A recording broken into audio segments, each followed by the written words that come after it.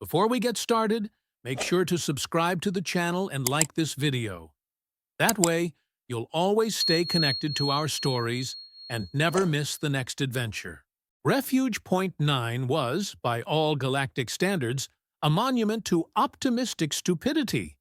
Someone, probably a committee, because only committees made decisions this aggressively naive, had decided that cramming 268 species into one space station would promote peace, understanding, and profitable trade routes.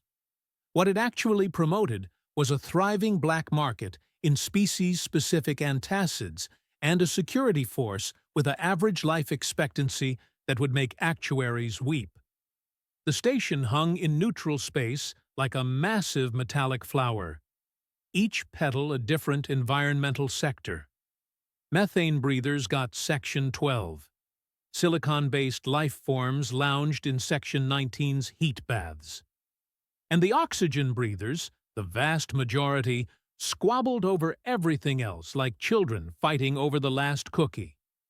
Belle was supposed to be in Section 22, attending a symposium on cross-species juvenile behavioral patterns in high-stress environments. The title alone had put half the attendees to sleep before the first speaker even took the stage. Belle had lasted about 45 minutes before the combination of recycled air, a Velthorian professor's monotone clicking, and the overwhelming urge to do literally anything else had driven her out. Which was how she ended up in Maintenance Corridor 96B, because shortcuts were a human love language, and Belle was fluent. The corridor was definitely not meant for foot traffic. The lighting panels flickered with the kind of irregular rhythm that suggested someone should file a maintenance report. But nobody ever would. Pipes lined the walls, gurgling with various liquids that Belle sincerely hoped were all supposed to be there.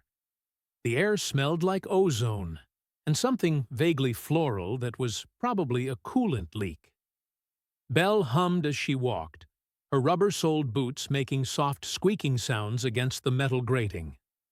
She'd made this shortcut twice before without incident, which, in retrospect, should have been her first warning.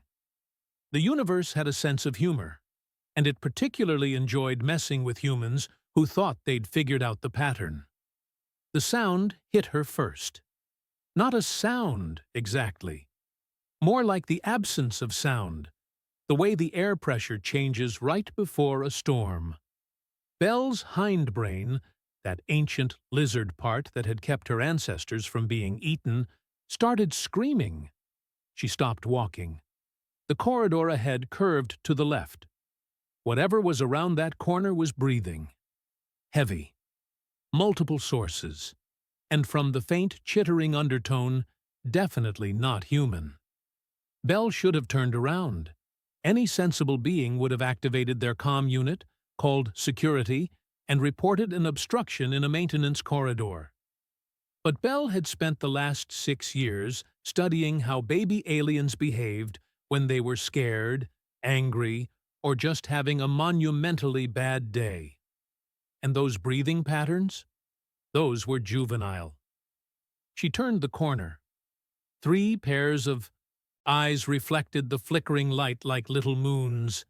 6 eyes total, arranged in a way that would have been mathematically pleasing if they weren't attached to 6-legged predators that weighed approximately 80 kilograms each. Quellin cubs. Oh, the universe had a sense of humor, all right. A terrible, terrible sense of humor.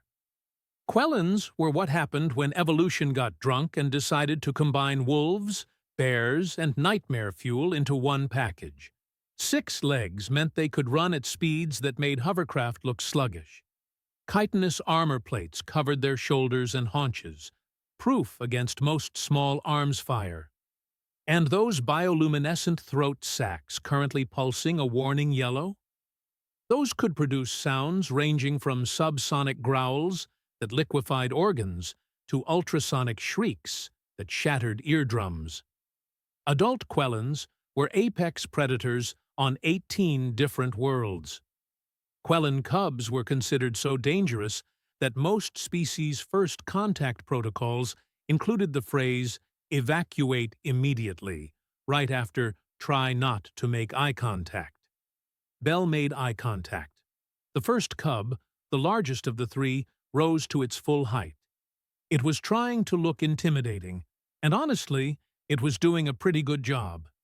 Its throat sac swelled, shifting from yellow to deep orange, and it opened its mouth to display rows of serrated teeth that could punch through titanium plating. Then it growled. The subsonic rumble hit Belle like a physical force. Her teeth ached. Her sinuses vibrated. Somewhere in her chest cavity, things that shouldn't move were definitely moving. The cub was broadcasting a message that every species in the galaxy understood on a genetic level. Back off, or become food. Belle tilted her head. "Wow," she said, her voice admirably steady, despite the fact that her pancreas was currently trying to escape through her spine. "That's quite a set of lungs you've got there, buddy."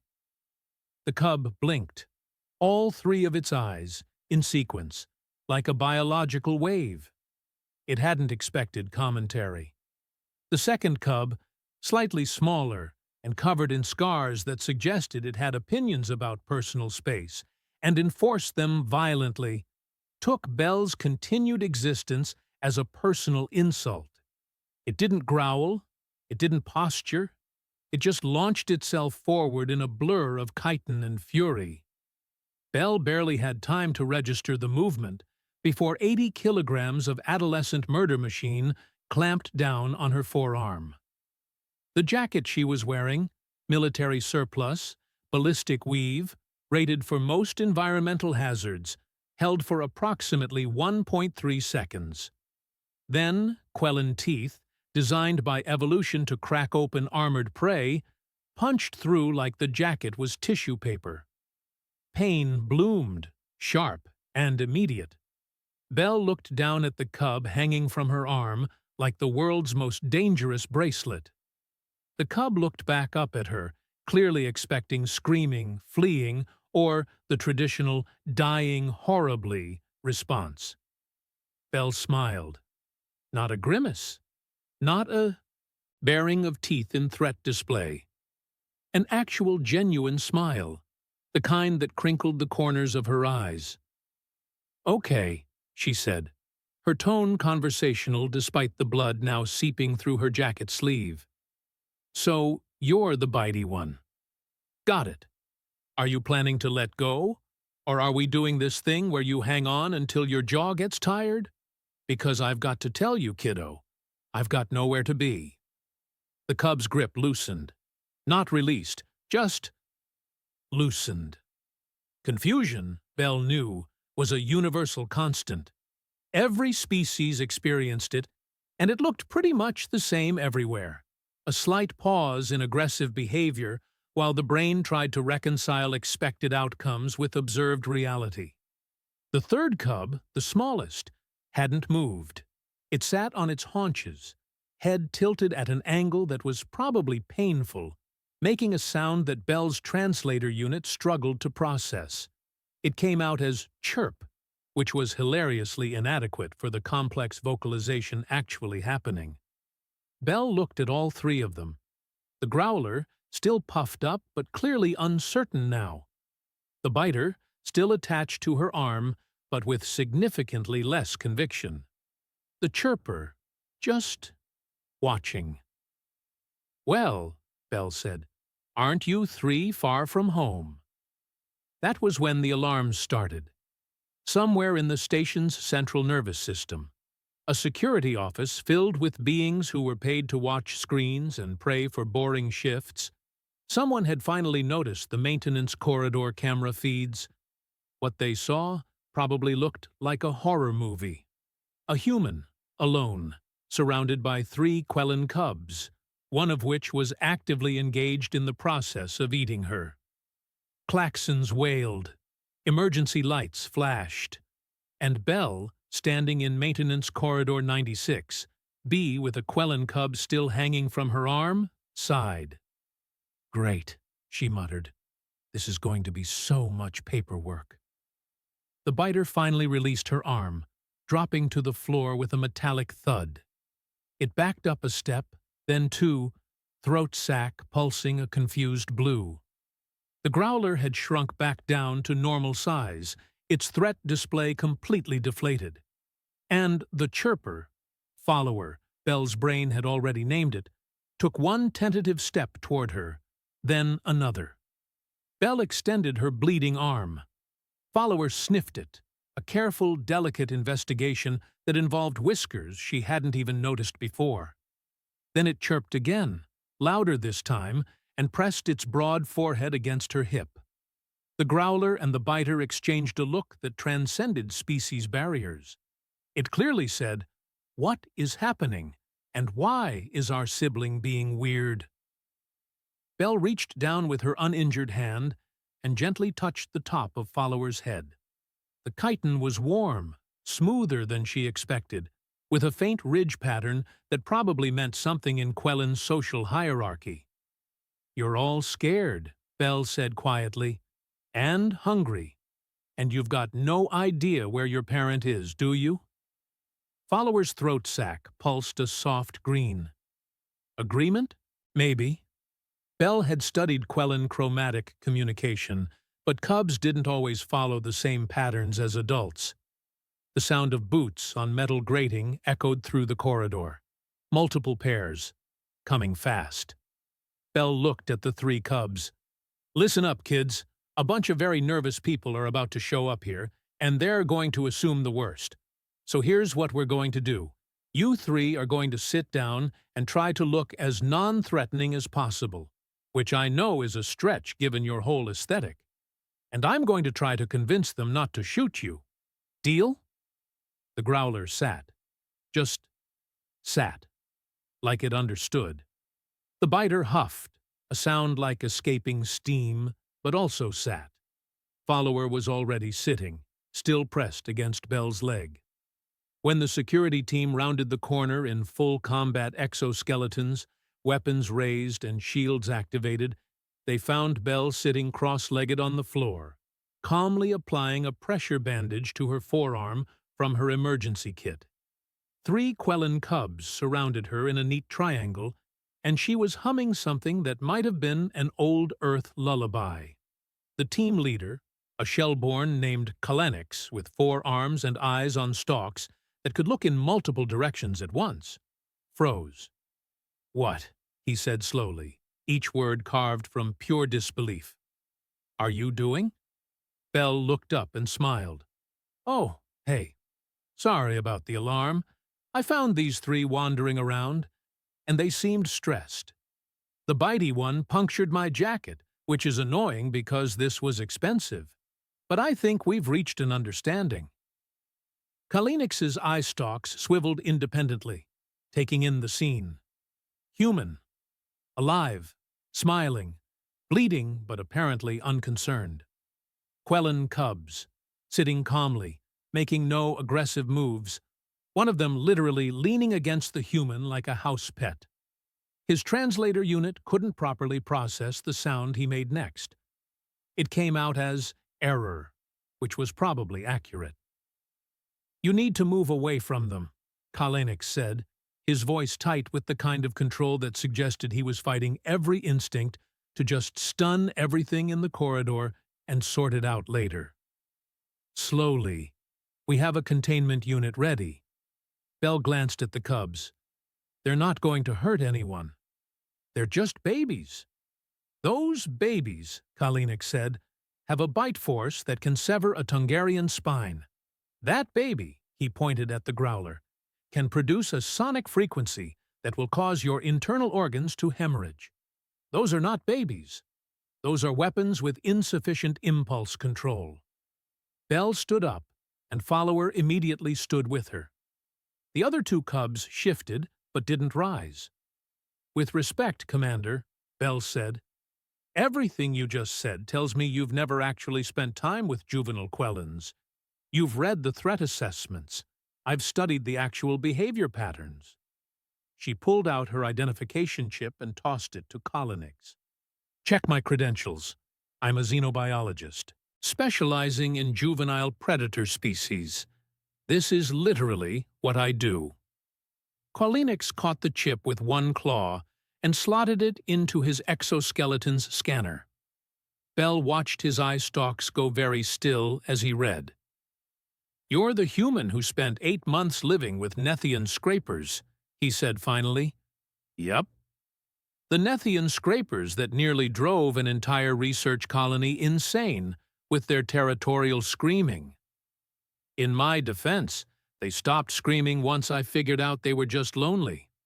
They eat flesh, living flesh. They also like having their back ridges scratched and respond well to positive reinforcement. Who knew?" Quellins made that error sound again. "I'm going to need you to come with us, and the cubs need to be contained." Belle looked at the 3 cubs, who were watching this exchange with clear interest. "Can I make a request?" "That depends heavily on what it is." "Let me come with them to the containment area. They know me now. If you try to separate us, they'll panic. And panicked Quellin cubs are exactly as dangerous as your threat assessment says." Quellins's eye stalks did a complicated dance that Belle interpreted as the shell-born equivalent of pinching the bridge of your nose. "Fine," he said. "But if they make one aggressive move, we're stunning everyone in this corridor, including you." "Fair," Belle said. She looked down at the cubs. "Come on, kids. We're going for a walk. Try not to bite anyone." Follower chirped and immediately fell into step beside her. The growler rose and took up position on her other side. The biter hesitated, then followed behind, throat sac pulsing uncertain purple. And Belle, bleeding, exhausted, and now apparently responsible for 3 alien apex predators, walked through the corridors of Refuge Point 9 with a security escort and a smile on her face. Because sometimes the universe handed you problems that looked like nightmares, but were really just kids who needed someone to see them as something other than monsters. And Belle had always been good at seeing past the teeth. The security control room was experiencing what could only be described as a collective nervous breakdown. On the main view screen, camera feeds from Maintenance Corridor 96B replayed on a loop. Various species watched in horror as the human, Belle, according to her file which was now open on every terminal, not only survived contact with 3 Quellin cubs, but appeared to be befriending them. "Play it again," said Quellins, who had returned to command after escorting Belle and her new friends to a reinforced holding area. His eye stalks were doing things that his medical officer would probably call concerning. The technician, a nervous Velthorian whose antennae were vibrating at frequencies usually reserved for mating displays, queued up the footage again. There was Belle, walking into frame, stopping, turning the corner. And then, the part that made everyone in the room flinch, encountering the cubs. The Growler's threat display was textbook. Throat sac distension, full dental exposure, subsonic vocalization that registered on the audio equipment as a flat red line labeled "Warning, Hazardous Frequency." Belle's response? "Wow, that's quite a set of lungs you've got there, buddy." "She complimented it," whispered a Lumini observer named Fenella, her crystalline form refracting the screen's light into fractured rainbows. While it was actively trying to liquefy her organs, she complimented it. The footage continued. The biter's lunge, the impact, teeth punching through military-grade fabric like it was decorative paper. Blood, visible even in the corridor's bad lighting. And Belle smiled. "Freeze there," Quellins commanded. The image paused on Belle's face, captured in the moment, right after penetration. Her expression wasn't fear, wasn't pain, though both should have been there. It was curiosity, maybe even amusement. "Is she in shock?" asked someone from the back. Her vitals during the encounter were elevated but stable, reported the medical officer, a gelatinous being whose name was unpronounceable and whose patience was legendary. No indicators of shock, dissociation, or chemical influence. She was completely present. Then she's insane, Kalanick said flatly. Or human, Fenla countered. She moved closer to the screen, her facets catching light as she tilted her head. Ambassador Fenla of the Lumini Concordat, for the record. I represent Quellin interests in this sector, which means those cubs fall under my jurisdiction. I need to speak with this human immediately. Kalanick's eye stalks swiveled to focus on her. Ambassador, with all due respect, I'm not sure putting you in a room with someone who treats Quellin cubs like pets is the wisest move. With all due respect, Commander, we just watched a human survive an encounter that would have killed most species.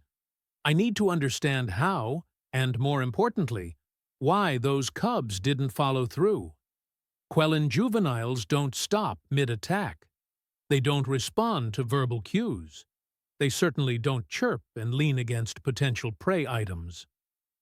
About that, the technician said, pulling up another feed. This is from the holding area, current footage. The new image showed a large, reinforced room designed to contain the most dangerous criminals and creatures the station encountered. Force fields hummed at the exits. The walls were thick composite, rated to withstand plasma fire. Belle sat on the floor in the center of the room. The cubs were arranged around her in what could only be described as a pack formation. As they watched, Belle pulled something from her bag, a sandwich, it looked like, and broke it into 3 pieces. She offered 1 piece to each cub. The growler sniffed it suspiciously, then ate it with surprising delicacy. The biter snatched hers and retreated to a corner, clearly still working through some trust issues. Follower took his piece and ate it while pressed, against Belle's side, making that chirping sound that absolutely should not be coming from a Quellin. "She's feeding them," Fenella said, her voice gone soft with something that might have been wonder or horror. Hard to tell with Lumini. She's feeding them, and they're accepting food from her hand. That should be impossible. Quellin cubs only accept food from their birth parent. It's imprinted behavior, hardwired. Maybe she's using pheromones, suggested the medical officer. Some kind of chemical manipulation? Scan her, Kalanick ordered. Full spectrum. If she's using any kind of enhancement or chemical influence, I want to know. The results came back in under a minute. The medical officer made a sound like bubbles popping in thick liquid, which was their species' equivalent of confused laughter. She's baseline, they reported. Completely, entirely, almost aggressively baseline human. No enhancements, no pheromone emitters, no neural modifications. She's not even carrying weapons. The most dangerous thing in her bag is that sandwich, and only because it contains something called jalapenos, which register as mildly toxic to 62 species. Kalanick felt a headache developing, which was impressive because Shellborn didn't get headaches. Bring her up here, and the ambassador can conduct her interview. But I want security present, and if those cubs so much as twitch wrong, we're activating the stun field. The cubs stay in the holding area, Fenla said quickly. Separating them from her now could be traumatic. Traumatic for the cubs who could kill everyone on this station? Yes. Kalanick made a sound that his translator rendered as several very impolite words.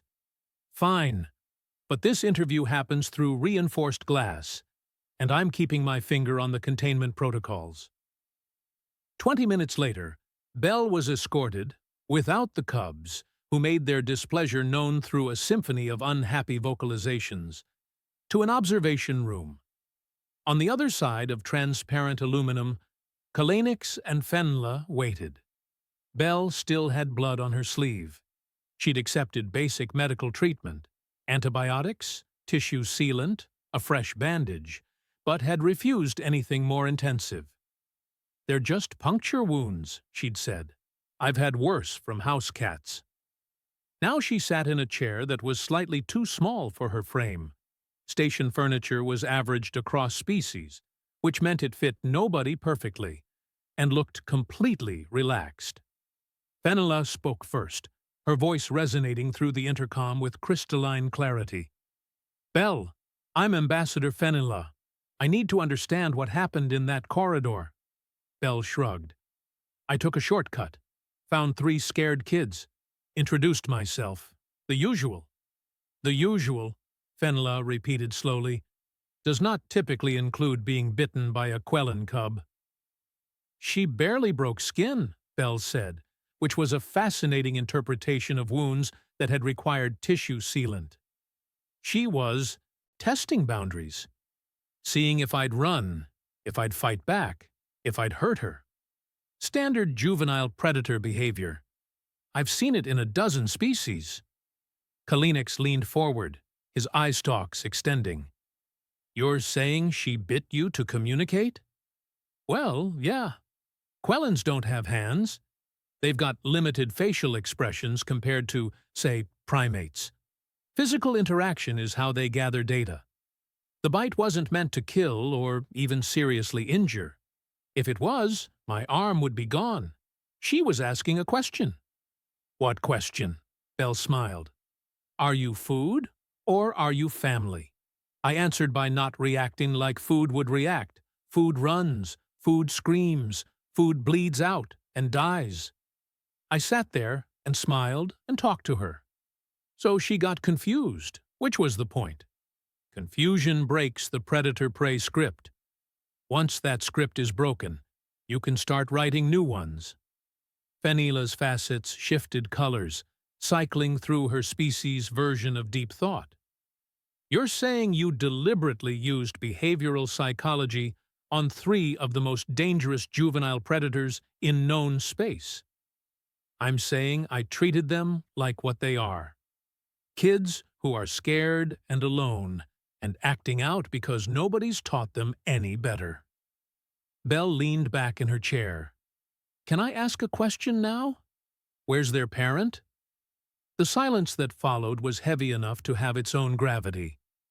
"Dead," Fenella said finally. "Killed in a territorial dispute 3 days ago. The cubs were found wandering in an access tunnel. Station protocol for orphaned Quellin cubs is—" "Let me guess," Belle interrupted. "Euthanasia. Containment until proper authorities can collect them. But yes, the Quellin government's standard procedure for orphaned juveniles is termination. They're considered too dangerous and too resource-intensive to rehabilitate." Belle's expression went very still. When she spoke again, her voice had lost all its casual warmth. "You're going to kill 3 children because their parent died, and nobody wants to deal with them." "It's not that simple," Fenella began. "It's exactly that simple. You've got 3 juveniles who just lost everything they knew, who are terrified and confused, and instead of helping them, your solution is execution." Belle stood up. "No, absolutely not. I'll take them." The room went silent again, but this silence was different. This was the silence of multiple species, trying to process information that made no sense. Kalinick spoke first. "You want to adopt 3 Quellin cubs." "Yes, 3 Quellin cubs." "Your audio processing seems fine, Commander." "Yes. The same cubs that, according to every authority on the species, are uncontrollable, violent, and have killed adult Quellins during what were supposed to be supervised care situations. Those would be the ones." Fenella made a sound like wind chimes in a storm. "Belle, I appreciate your compassion, but you don't understand what you're proposing. Quellin cubs have never been successfully raised by another species. The few attempts resulted in multiple casualties, and the cubs being terminated anyway. They require specialized environments, specific nutrition, constant supervision, and even then, the mortality rate for the caregivers is catastrophically high. Have any of those attempts been made by xenobiologists who specialize in juvenile predator species? That's not the point. That's exactly the point. You keep calling them uncontrollable. I'm seeing 3 cubs who responded to calm voices, who accepted food from a stranger, who showed complex emotional responses and social awareness. The growler was trying to protect his siblings. The biter was testing threat levels. The follower was seeking attachment. Those aren't uncontrollable murder machines. Those are normal kids doing normal things. Quellins pulled up something on his console. It says here you've worked with Nethian scrapers, Velocian raptors, and Tungarian spinebacks. Impressive resume. But Quellin cubs have killed trained xenobiologists multiple times. How were those xenobiologists approaching them? I'm sorry? How were they approaching the cubs? Were they treating them like subjects to be studied? Like threats to be contained? Or like children who needed care? Belle crossed her arms. Because I can tell you right now, if you approach any juvenile predator with fear and aggression, you'll get fear and aggression back. It's a mirror. They reflect what you show them. Fenella moved closer to the glass. 3 weeks ago, a Quellin cub killed its handler. The handler was experienced, trained, and followed every protocol. The cub was 2 months old. What were the circumstances? The handler was attempting to administer medical treatment. The cub was restrained. Belle closed her eyes briefly. So you forcibly restrained a juvenile predator, which from their perspective feels like being attacked, and then approached it with unknown objects while it was helpless. And you're surprised it fought back? The treatment was necessary. I'm not saying it wasn't. I'm saying your method was guaranteed to fail. You can't treat cubs like they're dangerous objects. They're sapient beings with complex emotional needs. They understand intent, even if they can't articulate it. Belle pointed back toward the holding area. Those 3 cubs didn't kill me because I didn't give them a reason to. I showed them respect. I acknowledged their fear. I didn't treat them like monsters. Quellins's claws tapped against his console in an agitated rhythm. The station liability alone is worse if you leave 3 unsupervised cubs wandering your maintenance tunnels. I'm literally the only person they haven't tried to kill. Let me take them. Give me, I don't know, 2 weeks. Probationary period. If it doesn't work, if they show genuine aggression that can't be managed, then we revisit other options. Other options meaning execution. I won't let it come to that. Fenella and Quellins exchanged a long look. In that look was an entire conversation about liability, about protocol, about the absolute insanity of what Belle was proposing. Finally, Fenella spoke. Show us your full credentials. Everything. Belle pulled out her datapad and transmitted her files. Both officials went very quiet as they read. You have 3 advanced degrees, Fenella said slowly. 2 in xenobiology, 1 in comparative developmental psychology. You've published 89 papers on cross-species behavioral development. You've worked with... How many predator species is this? 18, Belle said. 19 if you count the Quellin cubs, which I do now. It says here you have certifications in crisis intervention, trauma response, and something called foster care specialization from Earth. That last one probably doesn't mean much to you, but yes. Quellins scrolled further. You've raised, Belle, it says here you've raised human juveniles. multiple human juveniles. As in, you voluntarily took responsibility for human children during their adolescent phase. That's what foster care means, yeah. Every being in the room who knew anything about humans went very still. Human children were legendary in certain circles. Not for being dangerous exactly, though they could be, but for being incomprehensible. Human adolescents especially were known for emotional volatility, unpredictable behavior, and a tendency to engage in activities that defied survival instinct. Belle smiled at their expressions. I've handled a human 15-year-old having an emotional meltdown at 3 in the morning because their social group dynamics shifted. I've talked down a human 13-year-old who was convinced the universe was meaningless and nothing mattered. I've taught human children how to process grief, anger, fear, and joy in healthy ways. She leaned forward. If I can do that, 3 Quellin cubs are just a different flavor of the same challenge. Quellins made that error sound again. I'm going to regret this. Probably, Belle agreed cheerfully. 85 safety conditions, he said. You violate any of them, we move to immediate containment. You file daily reports. The cubs wear monitoring collars. And at the first sign of genuine danger to yourself or others, we activate emergency protocols. Deal! Fenella looked at Belle with an expression that was hard to read on a crystalline face, but might have been respect. Why are you doing this? You could walk away. Let us handle it through official channels. Why risk yourself for 3 cubs you just met? Belle was quiet for a moment. Because somebody has to see them as more than their teeth, she said finally. And because I've learned that the species everyone calls unteachable or unmanageable usually just needs someone willing to learn their language. Those cubs didn't ask to be orphaned. They didn't ask to be born as a species everyone fears. They deserve a chance. 20 minutes later, Belle walked back into the holding area. The cubs reacted immediately. Follower chirped and rushed to her side. The growler's throat sac pulsed happy green.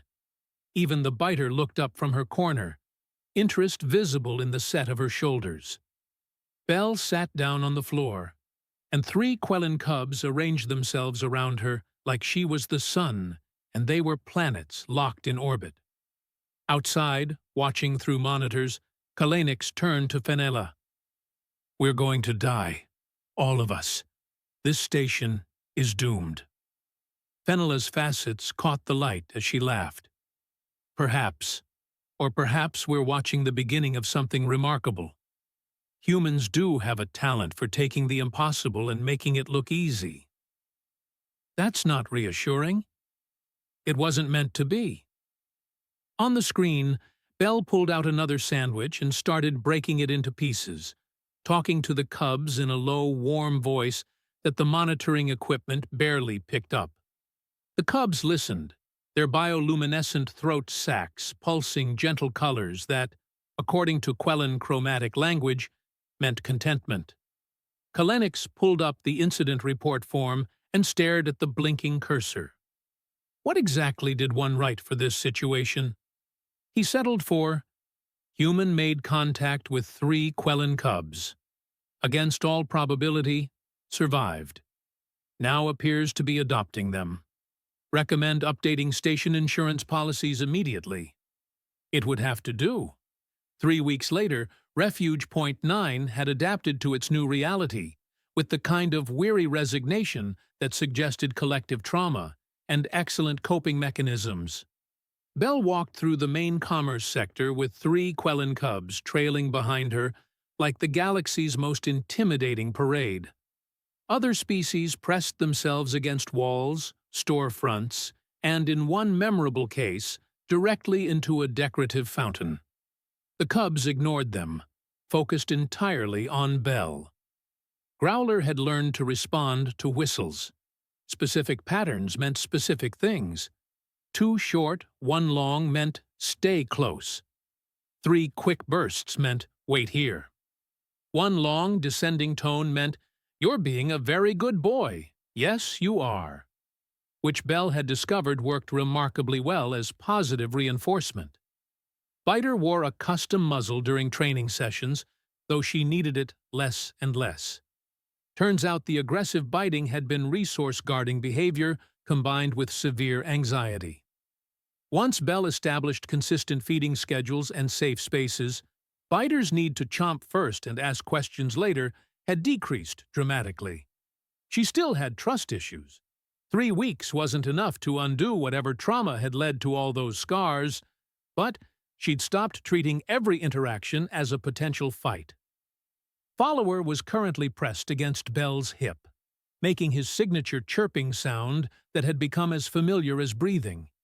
He'd imprinted hard, which Belle's research suggested was normal for the youngest sibling in Quellin family units. He was also the most food-motivated, which made training sessions either incredibly easy or incredibly chaotic, depending on what treats Belle had brought. The human contingent on the station had nicknamed them the Murder Puppies. Belle had requested they stop. They had not stopped. She'd given up fighting it. "Thorn," called a Velthorian merchant from a stall selling bioluminescent plants, "your, companions are scaring away customers." Belle glanced at the cubs, who were sitting politely and doing absolutely nothing threatening. "They're literally just existing. That's not my problem. They're Quellins. They're children." The merchant's antennae vibrated in what might have been frustration or resignation. Hard to tell. Would they like some fruit? I have some that might be safe for their metabolism. Belle's eyebrows rose. "You're offering my cubs fruit?" "They've been staring at my display for 5 minutes. The small one looks hungry." Follower was, in fact, staring at a cluster of purple fruit with an intensity that suggested he was contemplating either theft or negotiation. His throat sac pulsed hopeful yellow. Belle pulled out her credit chip. "How much?" 10 minutes later, the cubs were sprawled in a rest area, gnawing on fruit that turned out to be completely safe and apparently delicious. Follower had consumed his in approximately 15 seconds and was now eyeing his siblings' portions with barely contained desire.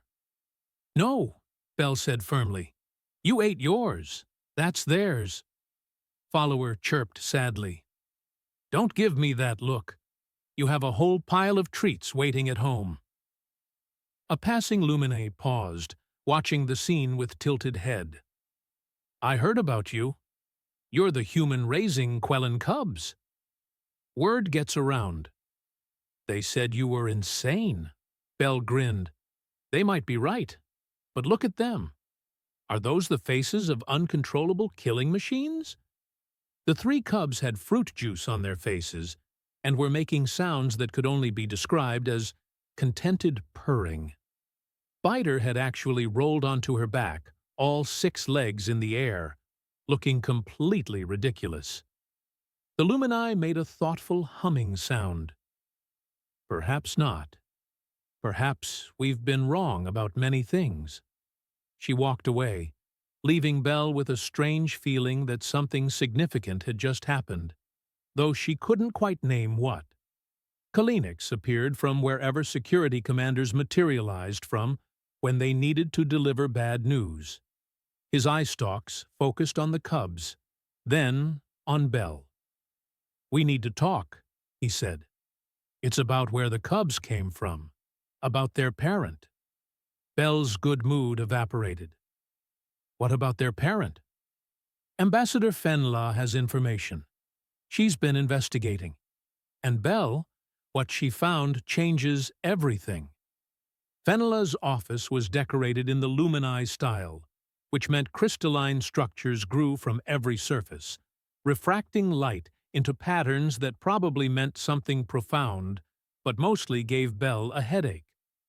The ambassador herself stood by a viewport, her facets catching starlight. "Thank you for coming," Fenla said, "and for bringing them." The cubs had arranged themselves around Belle's chair. follower's head rested on her knee.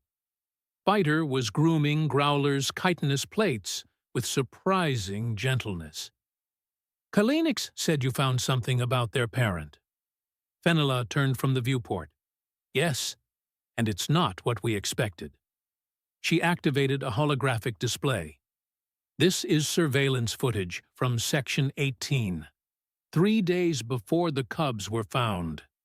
The image showed a Quellin adult, massive and powerful, moving through a corridor. But something was off. The Quellin was moving carefully, protectively, and in its shadow walked something small, a Wendelian child. Rabbit-like, maybe waist-high to the Quellin, clutching what looked like a school bag.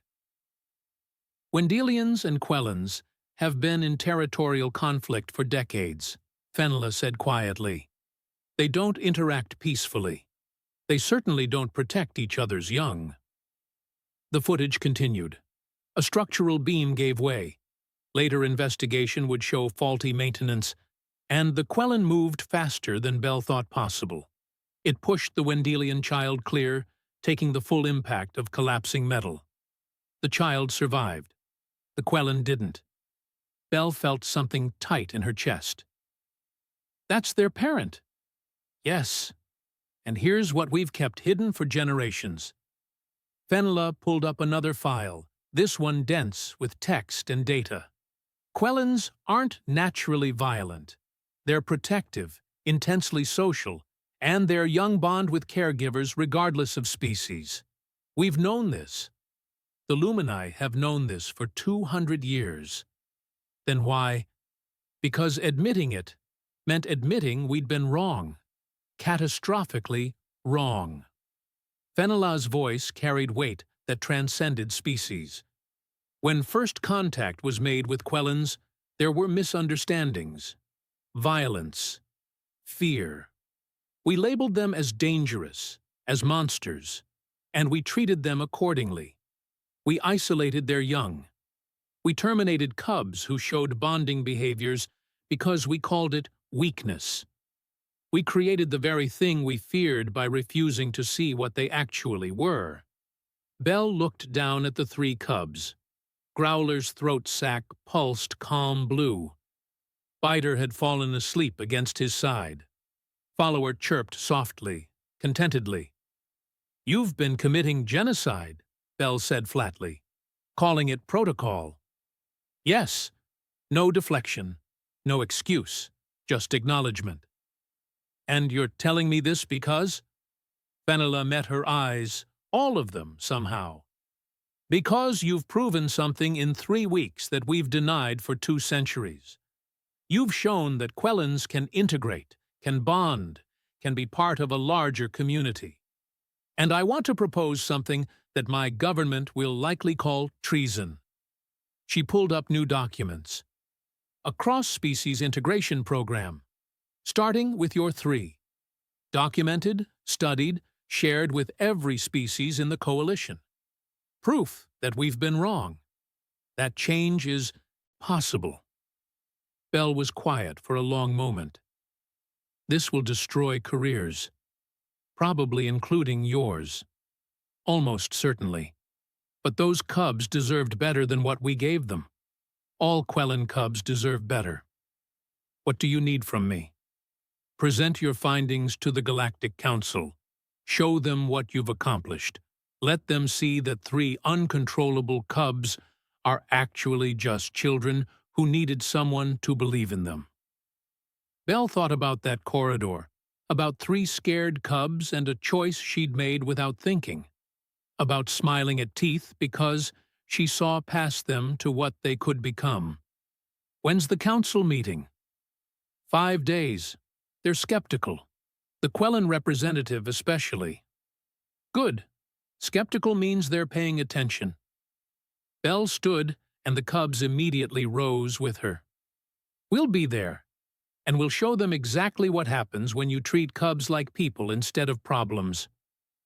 Fenella's facets shifted through colors that might have been relief or hope, or both. Thank you. Don't thank me yet. If this works, You're going to owe the galaxy an apology that'll take centuries to deliver. If it doesn't work, we're all probably getting fired." "I've made peace with that possibility." Belle grinned.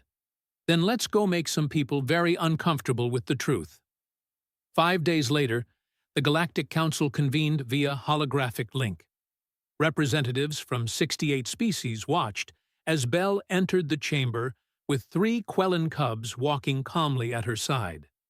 The Quellin counselor, Vexna, scarred, old, and carrying the weight of species-wide trauma, stared at the cubs with an expression that transcended language. Belle didn't waste time with preamble. "I'm going to tell you a story about 3 cubs who everyone said were monsters. And then I'm going to let them tell you themselves." She gave a signal. 3 distinct whistles. The cubs performed their routine. Sit. Stay. Gentle touch with Belle. Then Belle did something nobody expected. She approached Vexna's hologram and asked Follower to offer a toy. Follower chirped, walked to the holographic projection as if understanding it represented someone real, and carefully placed his favorite toy at its base. Vexna's throat sac pulsed colors Belle had never seen. When he spoke, his voice cracked. "They're not monsters." "No," Belle said gently. "They never were. We just convinced ourselves they had to be. But here's the thing about kids, Quellin, or human, or anything else. They become what we tell them they are. You told them they were dangerous. I told them they were loved. Guess which message worked better?" The council chamber was silent. Belle smiled at all of them, the same smile she'd given 3 scared cubs in a maintenance corridor. "There are no bad species, only bad choices, and we can start making better ones right now. Beginning with these 3, Follower chirped. Biter's throat sac pulsed happy green, and Growler, who'd grown so much in the past month, simply sat beside Belle with quiet dignity. The vote passed. Unanimously. Later, walking back through the station with her cubs, Belle felt the weight of what they'd started. Change wouldn't come easy. Centuries of fear don't dissolve overnight. But 3 cubs who'd been sentenced to death were alive, thriving, and teaching the galaxy that sometimes the scariest thing isn't the teeth in front of you.